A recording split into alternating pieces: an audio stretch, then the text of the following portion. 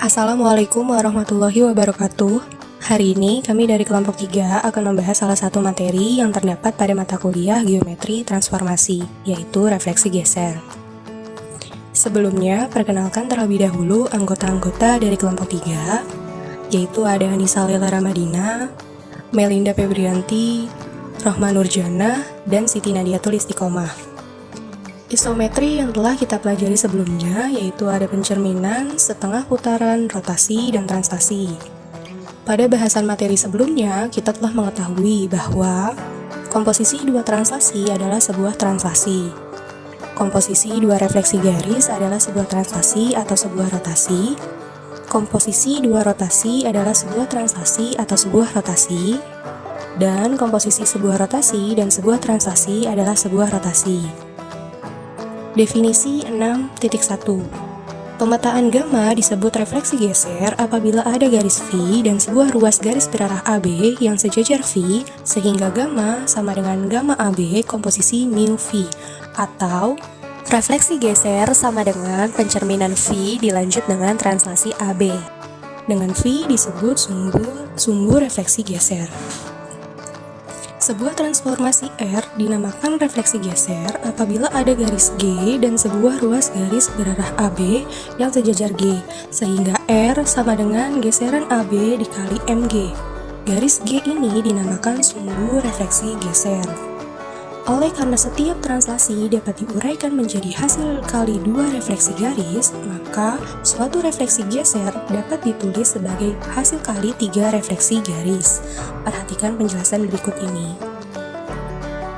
Ada sebuah garis kita namakan garis G, kemudian ada ruas garis berarah AB, dan terdapat titik P. Titik P apabila kita geser sejauh garis berarah AB, didapatkan geserannya yaitu titik P1, yang artinya geseran AB terhadap titik P adalah P1.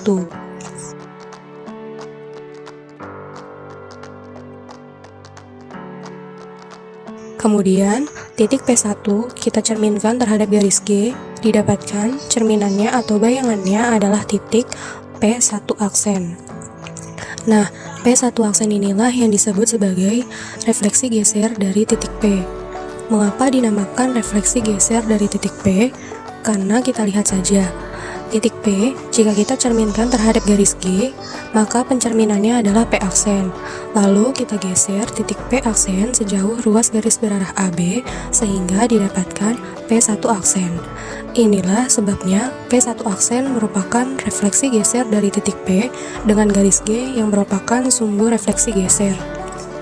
Maka didapatkan R sama dengan geseran AB dikali MG. Berikutnya, teorema 6.1. Refleksi geser adalah sebuah transformasi.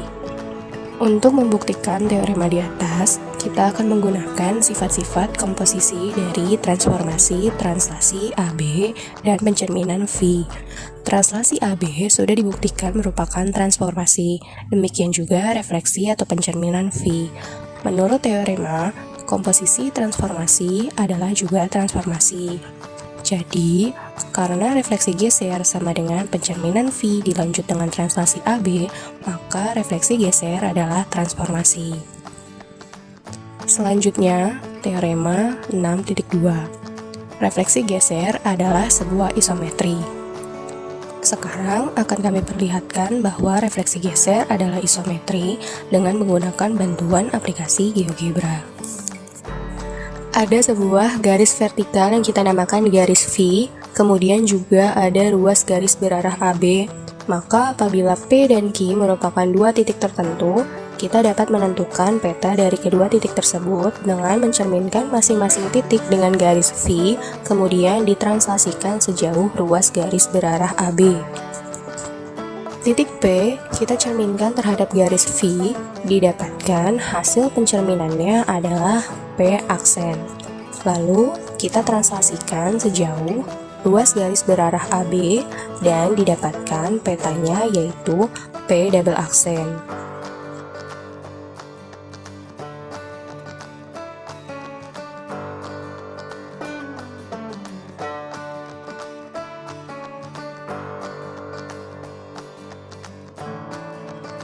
Lakukan hal yang sama pula terhadap titik Q.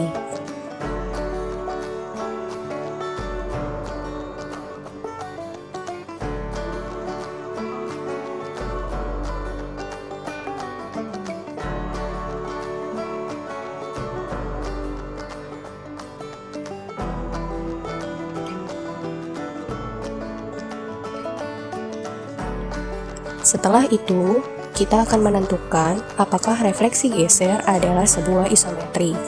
Karena pencerminan merupakan suatu transformasi, berdasarkan teorema isometri yang menyatakan bahwa suatu transformasi adalah suatu isometri jika untuk setiap pasang titik P dan Q berlaku jarak P dan Q sama dengan jarak P aksen dan Q aksen.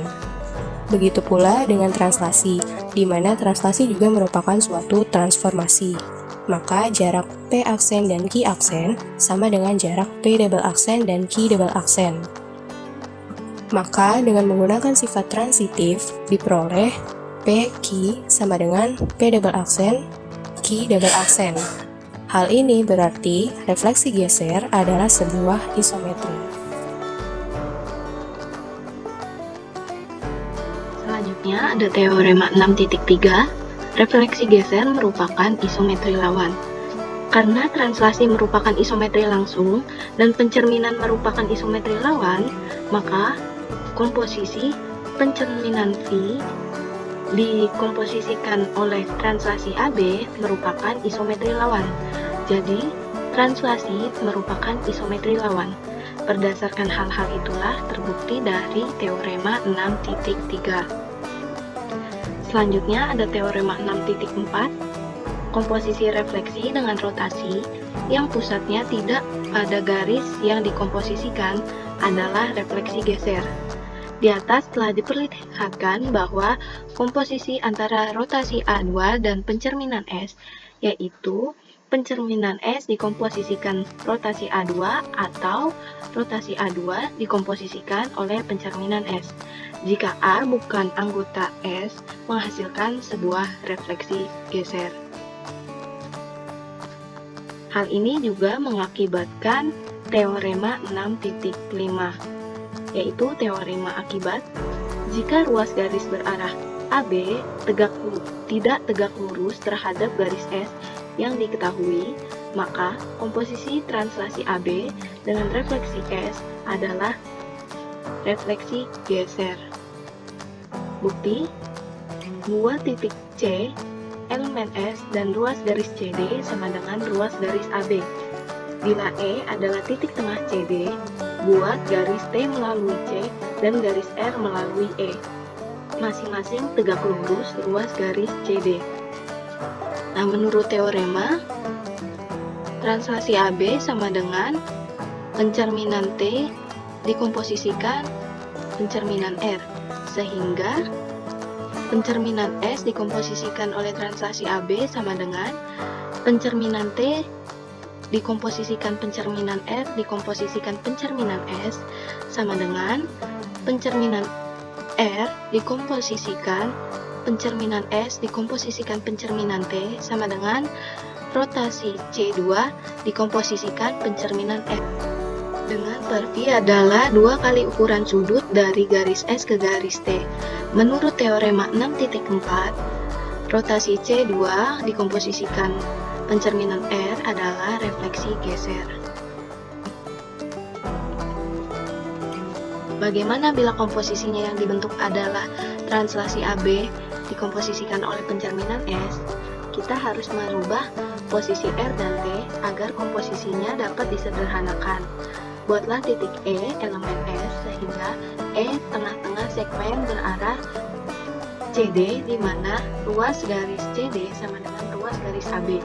Kemudian dibuat garis R melalui C dan garis T melalui E yang masing-masing tegak lurus ruas garis CD.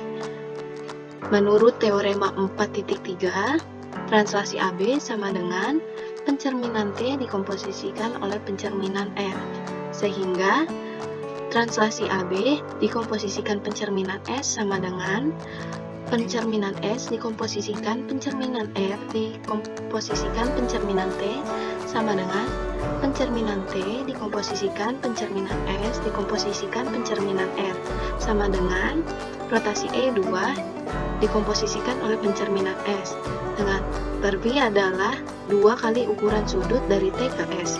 Menurut teorema 6.4, rotasi E per 2 dikomposisikan pencerminan R adalah refleksi geser.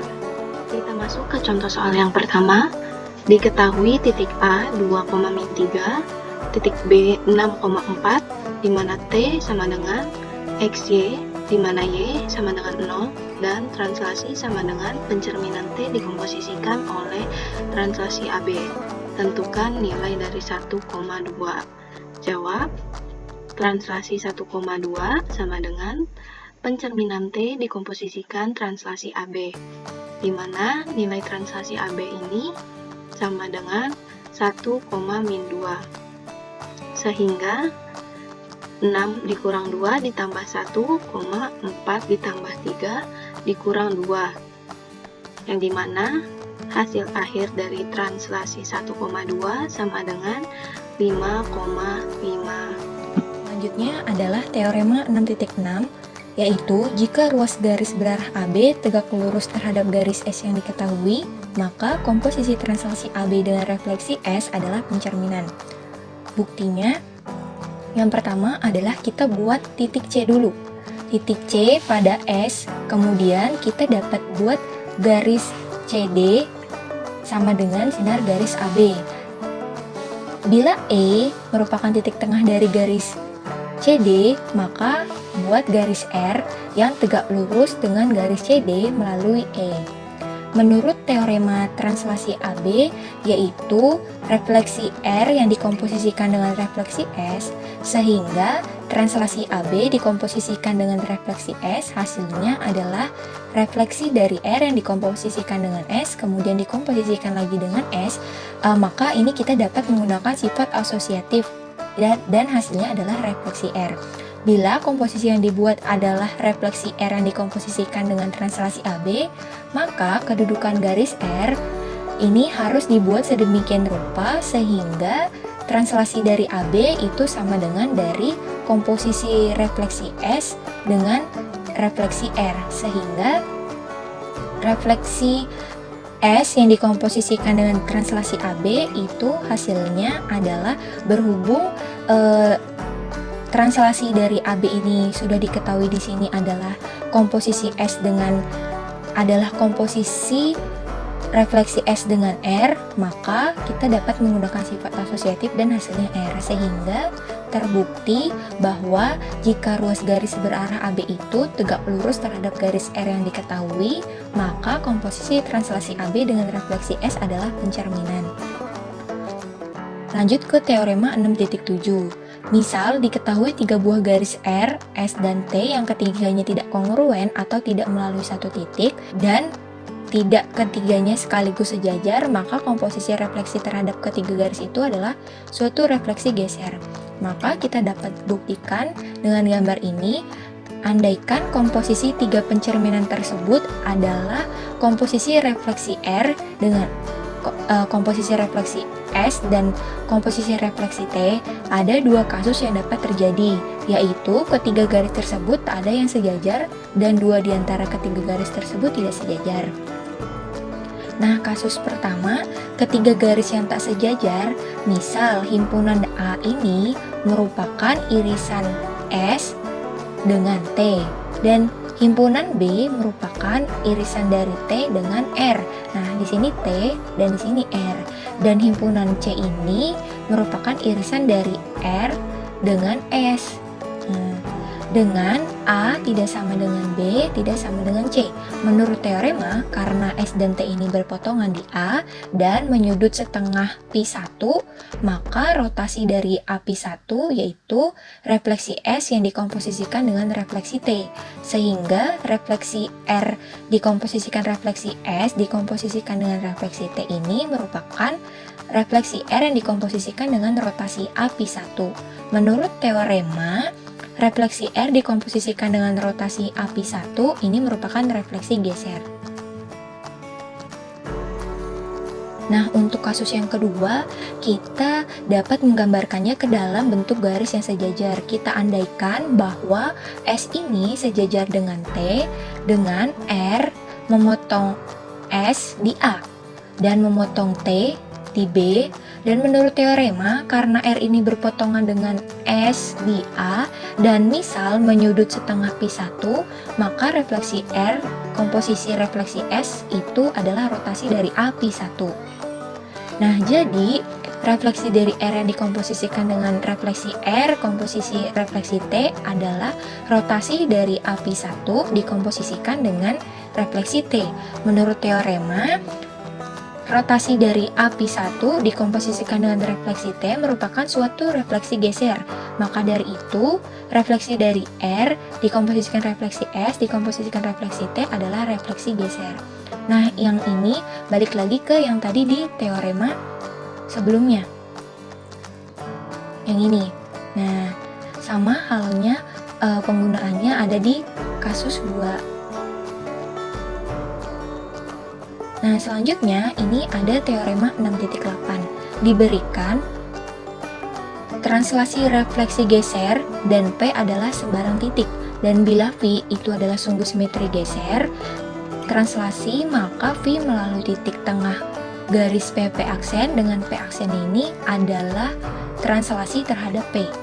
Nah, buktinya kita dapat misalkan bahwasannya translasi ini adalah translasi AB yang dikomposisikan dengan refleksi V, dengan V ini sejajar dengan garis AB. Nah, V ini sejajar dengan garis AB dan refleksi V terhadap P ini adalah P1. Kemudian yang kedua, translasi dari AB terhadap P1 adalah translasi AB yang dikomposisikan refleksi V terhadap P ini adalah translasi terhadap P sama dengan P aksen.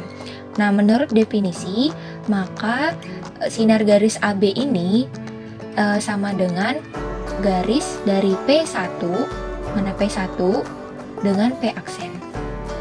Maka kita dapat buat garis T melalui P aksen dan P. Nah, ini seharusnya T yang besar atau T sama dengan garis dari P aksen P. Karena garis dari AB ini sejajar dengan V dan T itu dibuat melalui P aksen, maka menurut teorema T memotong V, ini misalkan T ini merupakan irisan dari V. Ini disebut sebagai himpunan T. Nah, dan akan ditunjukkan bahwa T itu merupakan tengah-tengah dari garis P dengan P aksen. Nah, kita dapat lihat di gambar ini. Sehingga untuk garis POT ini kongruen dengan segitiga P1 P aksen. Akibatnya nilai dari PO ini sama dengan P1. Dengan PT itu sebanding dengan PP aksen atau PT itu adalah PP aksen yang bernilai 1:2. Ini berarti T ini adalah tengah-tengah dari PP aksen. Jadi terbukti bahwa sumbu refleksi geser melalui titik tengah segmen yang ujung-ujungnya tidak tertentu dan bayangannya oleh refleksi geser tersebut. Lanjut ke contoh soal. Diketahui dengan A itu titiknya 2,0, B itu titiknya 6,4, dan ditranslasikan terhadap titik 1,2, di mana translasi dari AB yang dikomposisikan dengan refleksi T yang dikalikan dengan titik 1,2, hasilnya adalah titik negatif 5 dan 2. Maka tentukan persamaan sumbu refleksi gesernya. Untuk penyelesaiannya adalah kita dapat menyebutkan bahwa translasi ini merupakan translasi dari AP yang dikomposisikan dengan refleksi T. Maka menurut definisi 6.1 yang sebelumnya sudah dijelaskan, sumbu refleksi geser translasi ini adalah garis T yang sejajar dengan garis AB. Karena translasi terhadap titik 1,2 ini merupakan min 5,2, maka menurut teorema 6.8 garis T melalui titik tengah dari ruas garis yang titik-titik ujungnya 1,2 dan min 5,2. Dan kita dapat misalkan titik tengah ruas garis tersebut itu sebagai X. Maka koordinat X ini adalah min 2,2. Garis T mempunyai gradien yaitu 1, gradien AB dan melalui titik min 2,2. Maka persamaan T adalah Y kurang 2 sama dengan X plus 2 atau Y min X min 4 sama dengan 0. Jadi untuk persamaan T ini sendiri adalah himpunan titik X, Y terhadap garis Y kurang X kurang 4 sama dengan 0. Teorema 12.1. Hasil kali sebuah rotasi dan sebuah translasi adalah sebuah rotasi yang sudutnya sama dengan sudut rotasi yang diketahui. Untuk membuktikan teorema 12.1, ada dua buah kasus yang harus dibuktikan. Yang pertama, kasus 1 yaitu GBC dikali RA, Pi sama dengan RE, Pi. Dan kasus 2, RA, Pi dikali GBC sama dengan RE, Pi. Untuk membuktikan kasus 1, GBC dikali RA, Pi sama dengan RE, Pi, yang pertama ialah membuat ruas garis BC. Yang kedua, membuat dua garis sejajar S dan T yang berpotongan tegak lurus dengan BC. Garis S dan T yang tegak lurus dengan BC.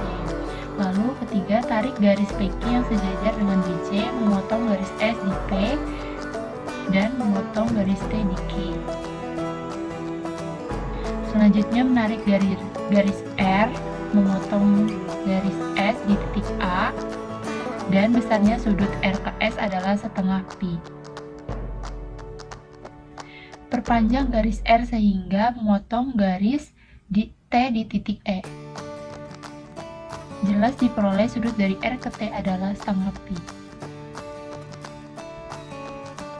Nah, menurut teorema 10.3, GBC sama dengan MT dikali MS. Dan menurut teorema 11.2, RA, Pi sama dengan MS dikali MR. Sehingga diperoleh GBC dikali RA, Pi sama dengan MT dikali MS dikali MS dikali MR. Sama dengan MT dikali identitas karena MS dikali MS itu adalah identitas dikali MR.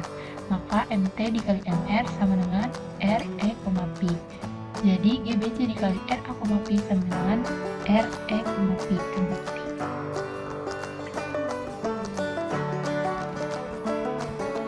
Bukti kasus 2, RA, Pi dikali GBC sama dengan RE, Pi. Untuk membuktikannya, langkah pertama yaitu membuat ruas garis BC. Yang kedua, membuat dua garis sejajar S dan T yang berpotongan tegak lurus dengan garis BC. Garis T dan S tegak lurus dengan BC. Lalu tarik garis PQ yang sejajar BC, memotong garis T di P dan memotong garis S di Q sedemikian hingga PQ sama dengan setengah BC. Selanjutnya menarik garis R yang memotong garis di T di titik E dan besarnya sudut T ke R adalah setengah pi. Perpanjang garis R sehingga memotong garis S di titik A. Jelas diperoleh sudut dari S ke R adalah setengah pi. Menurut teorema 10.3, GBC sama dengan MS dikali MT, dan menurut teorema 11.2, RA, Pi sama dengan MR dikali MS, sehingga RA, Pi dikali G, BC sama dengan MR dikali MS dikali MS dikali MT, sama dengan MR dikali identitas, karena MS dikali MS, dan dikali MT, maka sama dengan RE, Pi. Sehingga RA, Pi dikali GBC sama dengan RE, Pi.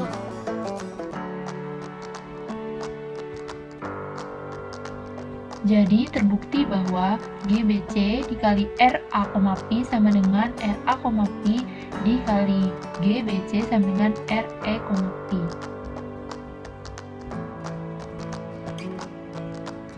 Nah, akibat dari teorema 12.1 ialah himpunan translasi dan rotasi membentuk grup dengan operasi hasil kali. Andaikan diketahui rotasi RA, Pi dan refleksi MS, apabila A elemen S, maka RA, Pi sama dengan MT dikali MS. T adalah sebuah garis melalui A sehingga sudut dari S ke T adalah setengah pi. Nah, yang pertama, akibat pertama apabila A elemen S akan dibuktikan RA, Pi sama dengan MT dikali MS. Nah, dipunyai S sebuah garis A elemen S. Dipunyai sebuah garis S dan A elemen S. Lalu tarik garis T melalui A sehingga sudut antara S ke T adalah setengah pi. Jadi RA, pi dikali MS sama dengan MT dikali MS dikali MS sama dengan MT dikali MS dikali MS sama dengan MT dikali pi sama dengan MT.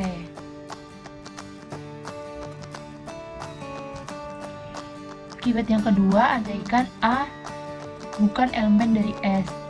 Nah, untuk membuktikannya dipunyai S sebuah garis A tidak atau bukan elemen S. Yang pertama, tarik garis T tegak lurus S melalui A. Ini garis T. A bukan elemen S dan tarik garis T. Ini tegak lurus S melalui A.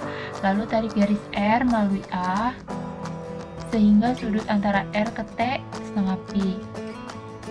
Maka RA, pi dikali MS sama dengan MR dikali MT dikali MS sama dengan MR dikali MT dikali MS itu ialah SB, maka dengan himpunan B sama dengan T irisan S. Andaikan V sebuah garis melalui B dan tegak lurus R, dan andaikan W sebuah garis melalui B yang sejajar dengan R, maka SB sama dengan MW dikali MV sehingga RA, Pi dikali MS sama dengan MR dikali SB sama dengan MR dikali MW dikali MV sama dengan MR dikali MW dikali MV. Karena W sejajar R, maka MR dikali MW merupakan sebuah translasi sehingga diperoleh RA, Pi dikali MS sama dengan GBC dikali MV dengan himpunan C sama dengan V irisan R. Jadi transformasi tersebut adalah hasil kali sebuah refleksi pada Pi dan sebuah translasi sejajar V. Hasil kali demikian dinamakan refleksi geser. Definisi 12.2. Sebuah transformasi R dinamakan refleksi geser apabila ada garis G dan sebuah ruas garis berarah AB yang sejajar G sehingga R sama dengan GAB dikali MG. Garis G ini dinamakan sumbu refleksi geser. Oleh karena setiap translasi dapat diuraikan menjadi hasil kali dua refleksi garis, maka suatu refleksi geser dapat ditulis sebagai hasil kali tiga refleksi garis. Di atas telah diperlihatkan bahwa RA, Pi kali MS adalah suatu refleksi geser. Dengan cara yang serupa dapat dibuktikan bahwa MS dikali RA, Pi adalah suatu refleksi geser. Teorema 12.2. Setiap hasil kali sebuah refleksi pada sebuah garis dengan sebuah rotasi mengelilingi suatu titik yang tidak terletak pada suatu garis tersebut adalah suatu refleksi geser.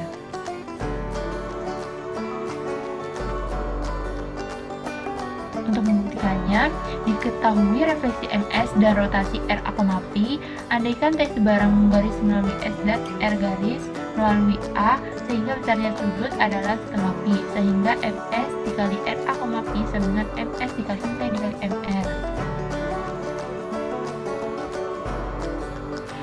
Akibat yang pertama, apabila ada ruas garis berarah AB tidak tegak lurus pada garis S, maka hasil kali suatu geseran GAB dengan refleksi MS adalah sebuah refleksi geser. Nah, untuk membuktikannya, tentukan titik C sedemikian sehingga AC tegak lurus S dan CB sejajar S. Maka AB sama dengan ruas garis AC ditambah ruas garis CB. Nah, lalu kita buktikan GAB dikali MS sama dengan GCB dikali GAC dikali MS menurut teorema 10.7, dan sama dengan GCB sama dikali MR dikali MS dikali MS sama dengan GCB dikali MR dikali MS dikali MS. MS dikali MS ialah identitas, maka hasilnya GCB dikali MR. GCB li MR sama dengan R yang merupakan suatu pencerminan geser karena R sejajar dengan CB.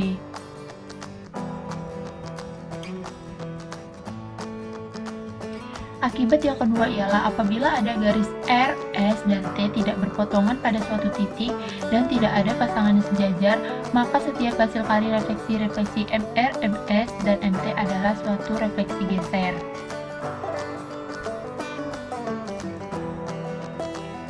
Selanjutnya masuk ke contoh soal. Diketahui tiga garis R, S, T tidak melalui satu titik dan tidak ada pasangan yang sejajar. Jika R irisan S sama dengan C, R irisan T sama dengan A, S irisan T sama dengan B, lukiskan A aksen sama dengan MT dikali MS dikali MR A. B. Sumbu refleksi geser R sama dengan MT dikali MS dikali MR. Nah, di sini diketahui tiga garis, yaitu R,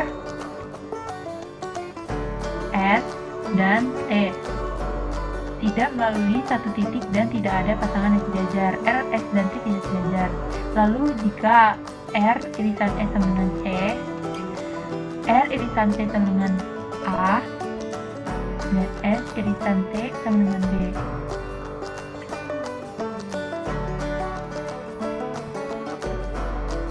Nah, selanjutnya kita melukis A aksen sama dengan MT dikali MS dikali MR A. Nah, langkah-langkahnya itu buat sketsa titik-titik dan garis-garis yang diketahui. Tadi kita sudah membuat sketsa titik-titik dan garis-garis yang diketahui. Selanjutnya, A0 sama dengan MRA. Maksudnya A0 adalah A dicerminkan terhadap garis R. Karena A terletak pada garis R, maka jika dicerminkan terhadap garis R itu sendiri, maka dia tetap di situ. Nah, selanjutnya A1 sama dengan A0 dicerminkan terhadap garis S. A dicerminkan terhadap garis S, yaitu A1. Selanjutnya, A aksen sama dengan A1 dicerminkan terhadap garis T sama dengan MT dikali MS dikali MR. Nah, A1 dicerminkan terhadap garis T sehingga dapatlah A aksen.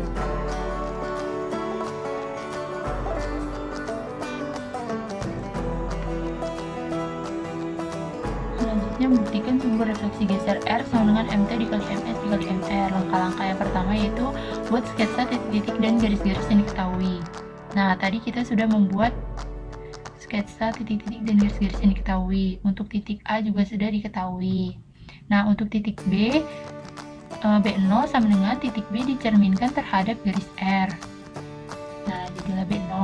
Lalu B1 sama dengan B0 dicerminkan terhadap garis S.